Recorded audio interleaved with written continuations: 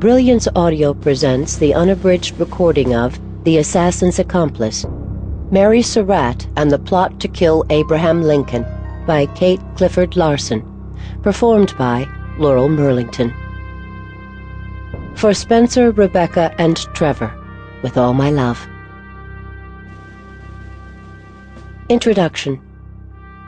At 1:22 p.m. on July 7, 1865, 43-year-old Mary Elizabeth Jenkins Surratt was hanged for conspiring with John Wilkes Booth to murder President Abraham Lincoln.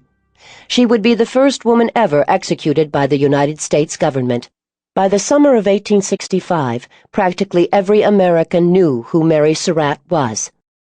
To them she was either a hard-hearted, manipulative co-conspirator who aided in the plan to assassinate President Abraham Lincoln, or an innocent woman trapped in Booth's murderous web and subjected to a vengeful and bloodthirsty military tribunal.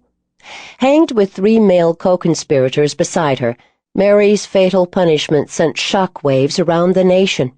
Today, nearly 150 years later, few Americans know her story, and still fewer recognize her name. Mother, widow, businesswoman, and a deeply pious Catholic, Mary Surratt seemed an unlikely assassin's accomplice. Until now, the reasons behind her choice to participate in such a deadly scheme have gone relatively unexplored. Looking back into Mary's past, however, one might find the seeds of rebelliousness and disloyalty nurtured in a fertile rebel community. From her birth and upbringing in a modest slave-holding family in a small Maryland town, to her conversion to Catholicism, made much of during and after her trial, and her early marriage to an alcoholic 10 years her senior, Mary's life story seems unremarkable in its detail.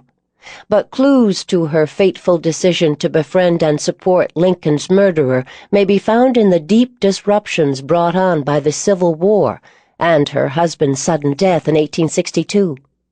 Left with his massive debts to pay off, Mary may have discovered a strategy for survival, providing a safe haven for Confederate couriers, spies, and, ultimately, assassins. On the day of her hanging, Mary Surratt was the most reviled woman in America. But public opinion shifted again and again from the time of her arrest through the century and a half since her execution. During the unseasonably hot weeks of May and June 1865, Sample complete. Ready to continue?